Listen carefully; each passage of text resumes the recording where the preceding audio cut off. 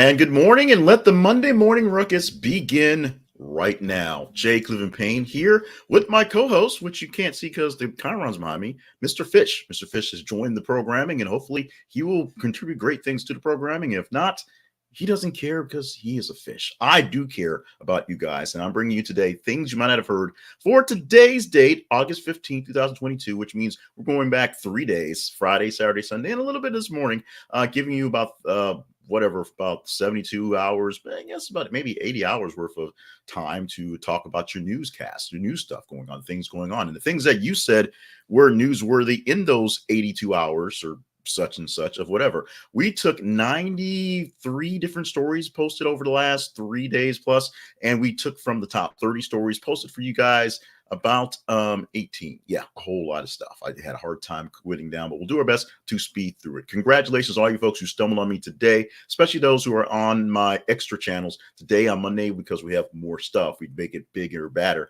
So we're broadcasting on the J. Cleveland Payne Facebook profile page, also on the J. Cleveland Payne YouTube page, and J. Cleveland Payne's, that's me, my LinkedIn page, because maybe this is worth some resume work. If you want someone to do news yak or do some quick kind of production, it's all there. We're going to get into that right now. Make sure you stop by our main website. This is theconversationproject.com for The Conversation Project, brought to you by More Better Media, for things about how to help us out, keep things going with keeping the literal lights on that are all over the place in the new studio digs. Let's get into the work, why don't we, with this one right here.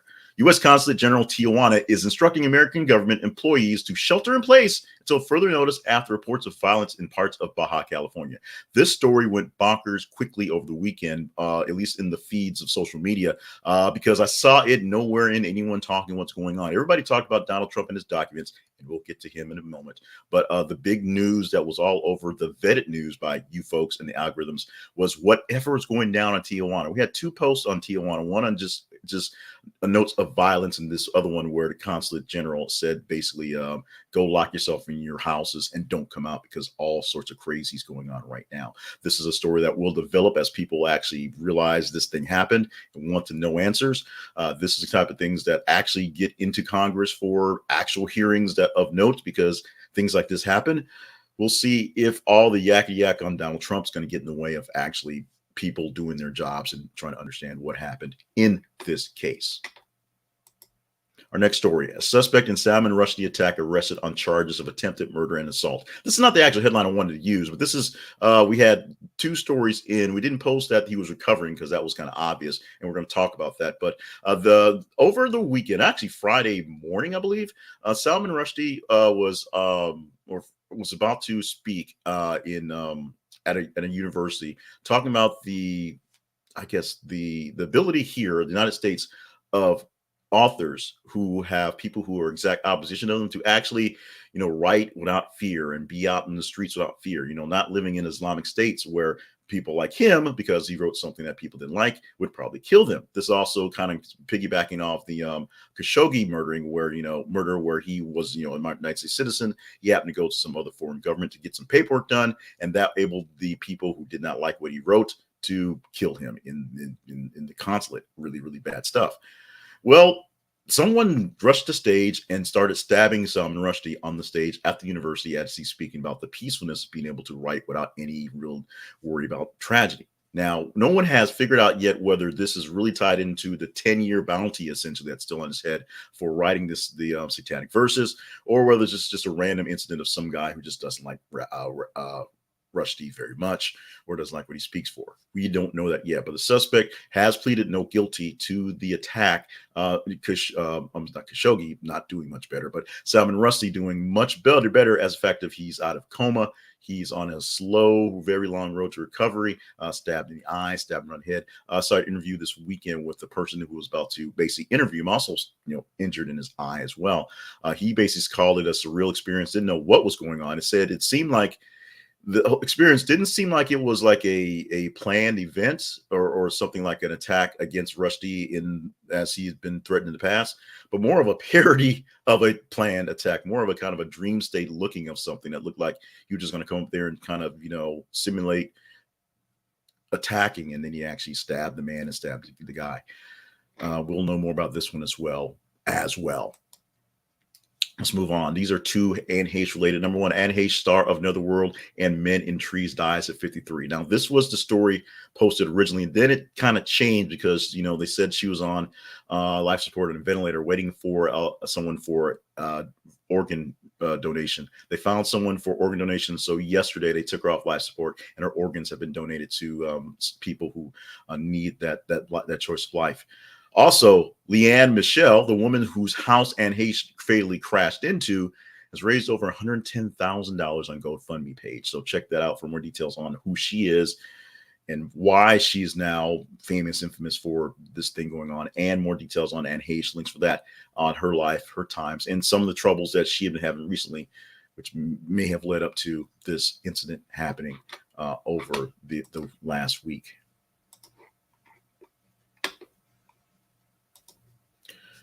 Two music people related news things. First, Nicole Scherzinger sues Pussycat Dolls founder Robin Antin for fraud, demands $1.1 million.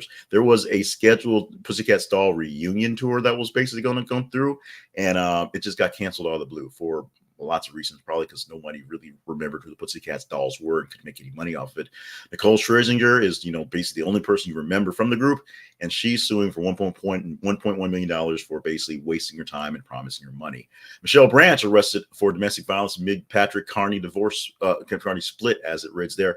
Now, a few days earlier, they put out in various actual news sources, not just tabloid stuff, about Michelle Branch about divorcing her husband, Patrick Carney, over time, just things not happening. And it seemed like kind of Michelle Branch is married? Oh, I guess. Then she got arrested for domestic violence, and then it turned into a bigger thing. Now, obviously, Anderson Cooper didn't talk about it, but it turned into a bigger story going forward. Click the link and go deeper into the story, and you can find out what's been going on in the life, at least personal life, of Michelle Branch, and how this thing's affecting everything going forward. Three quick things that are Trump related. Number one, search warrant shows Trump under investigation for potential obstruction of justice, Espionage Act violations. We also heard that some of the things that he held maybe had nuclear secrets in it, a whole bunch of stuff that was just hanging out in the Mar-a-Lago office with no real security. Trump, of course, doesn't deny taking classified nuclear documents from the White House while baselessly accusing Obama of the same thing. He said, everybody does it. Obama did it. Obama didn't do it. And Breitbart slammed for doxing FBI agents involved in Mar-a-Lago raid. The Breitbart released the names, printed the names, showed the names on their platforms of agents who were involved in the Mar-a-Lago raid, people whose names were on the warrant. So essentially giving their names, giving their addresses, say, hey, go bother these people because they're bad, because they're doing their jobs as FBI agents, because they're Breitbart and they're bad. There, I said it. Going on now, two football related incidents that are not so much related. Marshawn Lynch was asleep, car damaged before arrest in Las Vegas. This is an update to the story we had last week where Marshawn Lynch was pulled over for a DUI, if you will, driving under the influence. Turns out his lawyers say he was not driving. The car was not moving. He was asleep in the car that was previously damaged. So it's not like he ran into anything and just kind of, sleeping it off when he was arrested in Las Vegas. Marshawn Lynch coming up with the most Marshawn Lynch excuse for this. We will see how this works out. I told you we weren't giving this one up anytime soon. Meanwhile, Deshaun Watson, who is going to take his 6-game suspension for the Cleveland Browns, was not very good and booed very, very loudly at the preseason game he had on Friday. So he's hadn't played for a while because of injuries and all sorts of stuff. Now he's not going to play for a while because he's got 6 weeks of suspension. We'll see what happens if they love him. If he's good, come week 7. If he's good come week 7, they will love him because that's what we do. Story this one. Six Flags CEO blasted over his quote daycare for teenagers remark. That's a quote. Price hikes. So Six Flags, the CEO of Six Flags and all their theme parks is going to raise prices because they have to keep up with demand, keep up with the world, keep things going. But really wrinkled the ire of people was his remarks calling Six Flags essentially an overrated daycare for teenagers, blaming a lot of the reasons that the customer experience was not so great on rowdy teenagers just kind of hanging out at the parks these days because the parks were so cheap.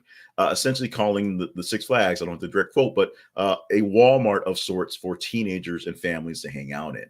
Now, we've heard some stories and some reports over the past couple of weeks about people in the past basically sending their kids to Disneyland instead of going to a aftercare, because pounds per pound, dollars per dollars, is actually cheaper to buy a season pass at Disneyland and send your kids there and have them be babysat at the park than to buy someone to actually babysit or buy a babysitter, paid someone to babysit. So that's something that's been a deal. Is this a deal? We shall see. Six Flags, not exactly the most burgeoning of the amusement parks right now, but none of them exactly burgeoning as they're getting back from pandemic life. Of course, they had to lower a lot of things to get people coming. Now they have to raise things up to keep things going. And Six Flags specifically being a bit surly about the amount of just young folks just wandering these things and causing havoc and wrecking things and just being teenagers and making the experience not so great for other folks out there. We shall see how this plays out as well.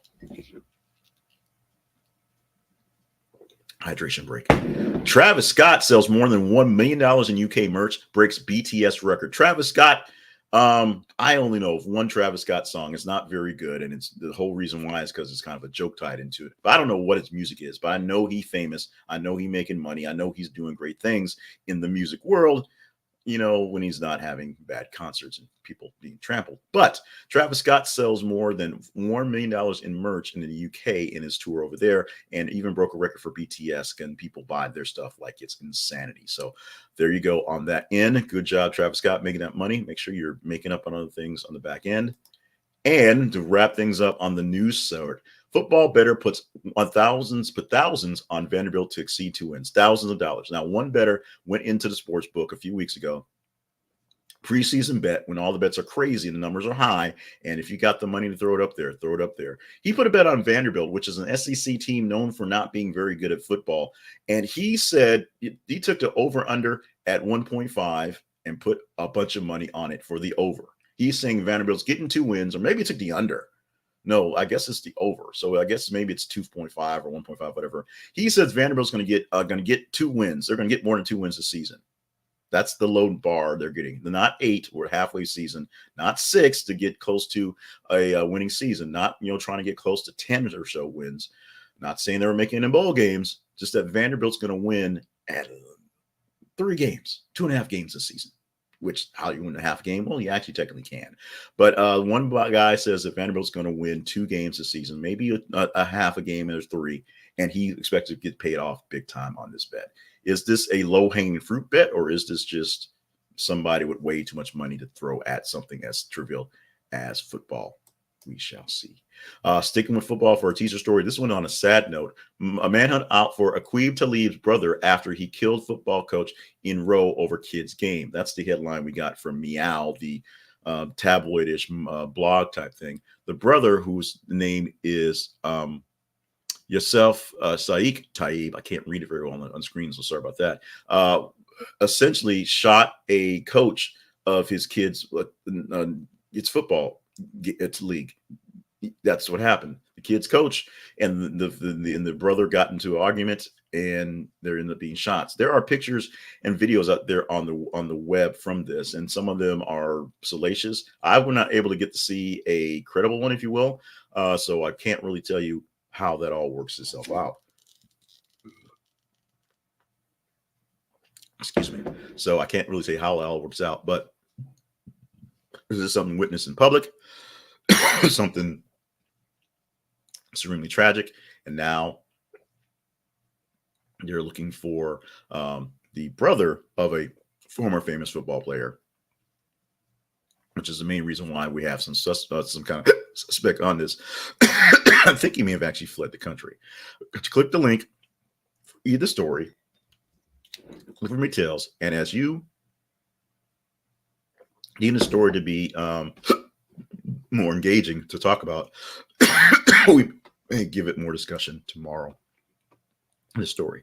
Excuse me, Mr. Fish should be able to take this thing over, because that's why we hired him to be a co-host. He's so far not pulling his weight, but as we said, he's a fish. He doesn't care.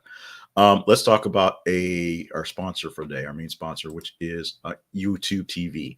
YouTube TV is offering you $30 off your first month to watch 85 plus channels. These are all the big cable-ish channels that we had, plus some of the bigger streaming type channels like some Discovery stuff. You can buy in packages for Showtime, HBO Max, and all those things, and local channels as they are available. Wherever you live in a locality, they will find you. And if you move around, if you're traveling, whatever, I traveled to Louisiana a few months back to do some stuff at home with my family. And when I wanted to watch a football game, or I just turned on YouTube TV and watched it in my room on my tablet, and it asked me, "Where are you staying?" And I said, "Well, I'm staying in Louisiana." And so it gave me those local channels for the football game that was on Fox or ABC, whichever channel it was. So they will take care of you wherever you are. It is live and local TV for up to 6 different accounts with unlimited DVR. Now, the unlimited DVR is a little suspect. Other than that, everything is good and golden and a great price. And $30 off the first month is an even greater price. Try it at thisistheconversationproject.com/YouTube TV. Thisistheconversationproject.com/YouTube TV.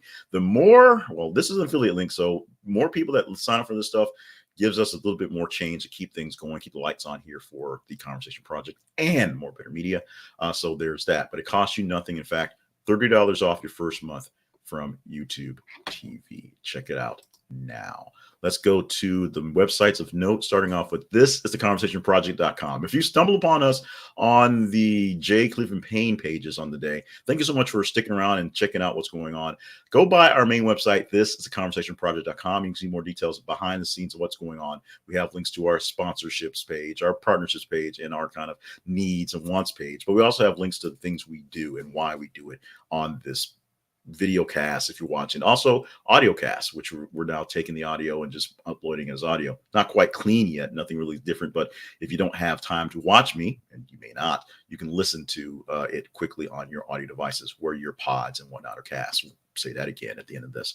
Facebook.com and Twitter.com are where we have our feeds, where we post the stories, links to them every 50 minutes. And as you engage on Facebook and Twitter, like them, love them, hate them, share them. Yeah, we're on TikTok. Can't really do this on TikTok. It doesn't really work very well, but see what we're doing, or sometimes not doing, there at TikTok, The Conversation Project. Also, if you're not watching this on our YouTube page for The Conversation Project or Facebook page for The Conversation Project, follow us on youtube.com/The Conversation Project. This only comes out on the J. Cleveland Payne pages once a week on Monday. So if you want to get this 5 days a week at 5:50 a.m., we go live with this newscast thingamabobber.